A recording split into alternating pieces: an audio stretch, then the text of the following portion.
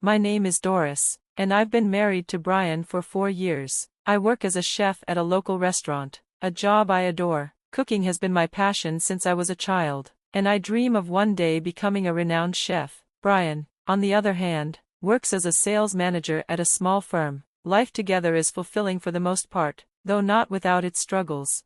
Like any couple, we face challenges, but one issue has lingered since the beginning: Brian's mother, Judy. Judy works as a social worker specializing in child safety assessments for the local government. From the very start, she made her feelings about me clear. She disapproved. Nothing I did seemed to meet her standards, whether it was my cooking, my appearance, or even how I spoke. Judy found reasons to criticize. It's exhausting, but what hurts most is Brian's silence during these moments. He rarely stands up for me, which leaves me feeling alone in the battle. One evening, as we relaxed in the living room with the TV murmuring in the background, I decided to bring up the issue. "Brian," I began, trying to keep my tone calm, "don't you think your mom is a bit hard on me sometimes?" Brian's face tightened. "Doris, you don't understand. Mom's always been like that. After Dad left, she raised me and my brother alone. She had to be strict." He went on, recounting how Judy used to threaten to give them away to other parents if they misbehaved. "It scared us," he admitted, "but it worked." I stared at him, stunned by his nonchalance. "Brian, that's not normal, that's manipulative." He shrugged. "It's just how she is. She did her best." That conversation made it clear that Brian's perception of Judy was deeply rooted and unlikely to change. To complicate matters, there was always Marilyn, Brian's sister-in-law, looming as the perfect comparison. Married to Brian's older brother, Gerald, Marilyn was everything Judy admired: intelligent, poised, and, in Judy's eyes, the ideal daughter-in-law. "Oh, Doris," Judy would say at family gatherings, her tone dripping with passive aggressiveness, "did you hear about Marilyn's latest promotion? Isn't she remarkable?" I'd muster a smile, swallowing my frustration. "That's wonderful, congratulations, Marilyn," I'd say, while Marilyn offered a modest "thank you," her expression unreadable. But the comparisons weren't the worst part. Judy's relentless push for grandchildren took center stage at nearly every family event. "So, Doris," she'd begin, her piercing gaze making me squirm, "when are you and Brian going to have children? Time isn't exactly on your side." I'd exhale slowly, keeping my tone neutral. "We're focusing on our careers for now, Judy. When the time is right, we'll start a family." She'd scoff, dismissing my response. "A career? Cooking is a hobby, dear, not a career. A real woman knows her place is at home, raising her children." Those words stung every time, but I bit back my anger, knowing an argument would only escalate things. Brian, as always, stayed quiet, poking at his food as though the conversation wasn't happening. Ironically, Judy never pressured Marilyn about having kids. One day, Brian let it slip that Gerald was infertile, a family secret Judy guarded fiercely. It was easier for her to pretend grandchildren weren't an option for Marilyn than to admit her eldest son wasn't perfect. Judy's control over her sons only grew with time. She demanded constant attention and help, often roping her daughters-in-law into her schemes. Gerald and Marilyn, who lived nearby, were able to appease her demands more easily. Brian and I, living farther away and juggling demanding jobs, couldn't visit as often, which only fueled Judy's resentment. "I might as well not exist," she'd lament during phone calls. "My son and his wife are too busy to care about their poor, widowed mother." I'd roll my eyes, having heard her guilt trips so many times they felt scripted. "We'll try to visit more, Judy," I'd say, knowing nothing would ever satisfy her. Over time, I found solace in my work. The kitchen became my sanctuary, a place where I was valued for my skills and creativity. My mentor, Chef Justin, was a constant source of encouragement. "You've got real talent, Doris," he'd tell me after sampling my latest dish. "Don't let anyone make you doubt that." His words were a lifeline, reminding me of my worth when Judy's criticisms wore me down. At work, I wasn't the disappointing daughter-in-law or the wife failing to produce grandchildren. I was Doris, a chef with potential and a dream. But the day Judy pushed me too far began like any other. I was in the middle of prepping for the dinner rush when my phone buzzed. Seeing Judy's name, I hesitated but answered. "Hello, Judy."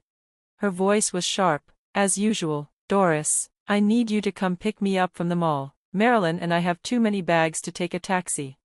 I glanced at the clock. The mall was across town, and traffic would be brutal.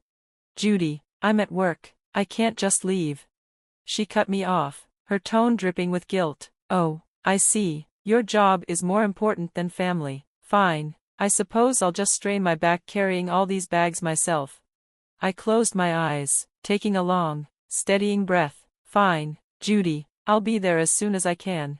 The drive was a nightmare, with traffic crawling at a snail's pace. By the time I arrived, I was stressed and irritable. I circled the parking lot, looking for Judy and Marilyn, but they were nowhere in sight. I called Judy's phone. No answer. I called Marilyn. Still nothing. After a third attempt, Judy finally picked up. "Where are you?" I asked, trying to keep the frustration out of my voice.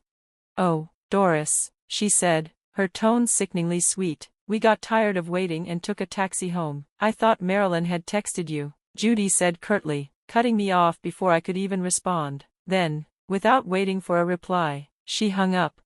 I sat in my car, gripping the steering wheel, staring at my phone in disbelief. Anger bubbled inside me, years of frustration coming to a boil. Then I screamed. I screamed until my throat burned, pouring out all the rage I'd been holding back for so long.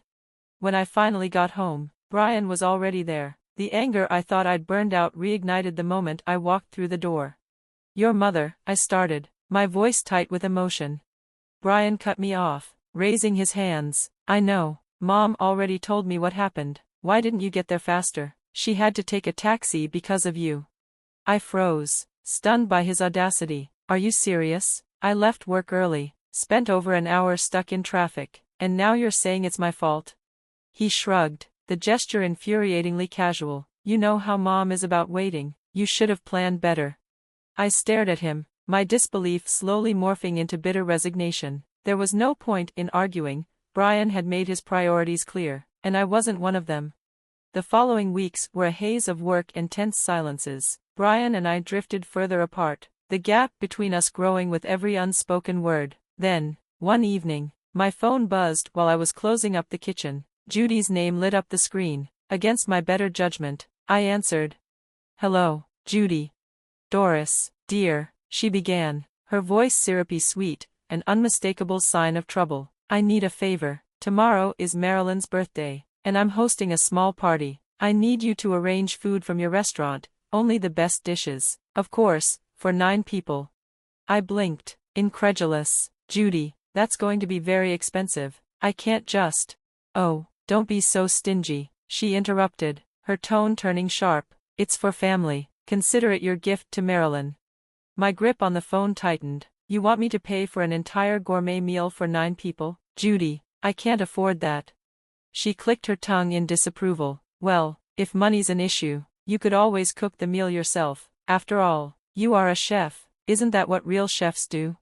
I closed my eyes, willing myself to stay calm. "Judy, I work full-time. I don't have the time or energy to cook a meal for 9 people after a long shift." Her tone turned icy. "I see. Well, I'll be sure to let Brian know how little you care about his family." And with that, she hung up.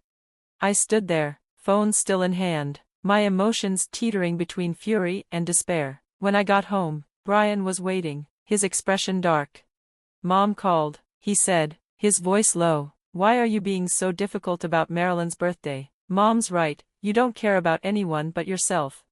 I wanted to scream, to defend myself, but I was too tired to fight. In the end, I caved. I placed the order the next morning, wincing as I handed over my credit card. It cost me a significant chunk of my savings, but I didn't see another way out. That evening, we arrived at Judy's house, the smell of home-cooked food wafting through the air as we stepped inside. I frowned, confused. "Where's the food from the restaurant?" I asked, scanning the table. Marilyn, seated at the head of the table, smiled smugly. "Oh, didn't Mom tell you? I decided to cook for my birthday. Everything here is homemade." Judy beamed at her. Marilyn insisted. "And it's all just perfect. She's so talented, isn't she?" I stood there, stunned. "So, what about the food I ordered?" Judy gave me a dismissive wave. "Oh, I told them to donate it to the shelter. It wasn't needed after all." My stomach dropped. I had spent my hard-earned money for nothing. All because Judy wanted to humiliate me. Brian nudged me gently. Come on, Doris, let's sit down, don't make a scene. I sat through the dinner in silence, my appetite gone. Judy occasionally glanced at me, a triumphant smirk tugging at her lips. On the drive home, I turned to Brian, my voice shaking. Did you know about this? That Marilyn was going to cook? He shrugged, his indifference cutting deeper than any words. Mom might have mentioned it. What's the big deal? The big deal, I said, struggling to keep my voice steady, is that I spent a fortune on food that's now wasted. Your mother knew that and still went through with it. Brian sighed. You're overreacting. It was just a misunderstanding. But I knew better. This wasn't a misunderstanding. It was another one of Judy's manipulations, and I was done pretending otherwise. Over the next few months, the tension at home became unbearable. I threw myself into work, finding solace in the kitchen and the encouragement of Chef Justin. Then, one evening, Brian approached me, his excitement catching me off guard. Doris, he said, his eyes sparkling, I need your help with something important. I raised an eyebrow, wary. What is it? It's Mom's birthday next month, he said. I want to do something really special for her, something better than whatever Gerald plans. Got any ideas?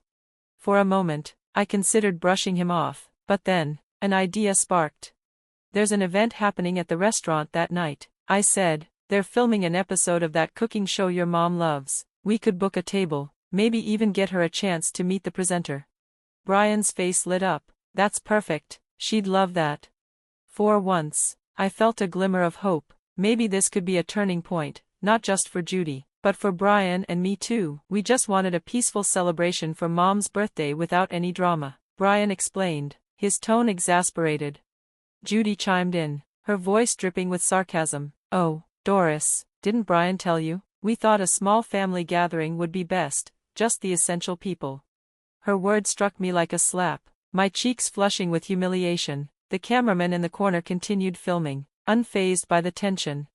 Judy leaned back, her smile sharp and cold. It's probably for the best you haven't had kids, Doris. If you did, I'd make sure they were taken away and given to someone more capable, like Marilyn here. She gestured to Brian's sister-in-law, who chuckled in agreement.